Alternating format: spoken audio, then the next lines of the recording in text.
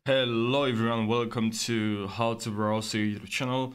In this video I'll show you how to enable pivot edit mode in Blender. So let's jump right into the video.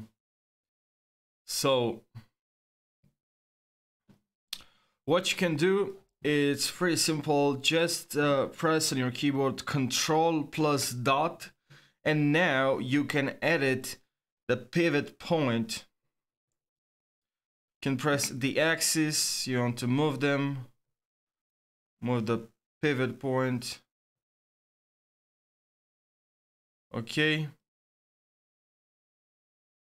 and this is pretty useful. Now you can also add, let's say, a mirror, and if you move the pivot point, this can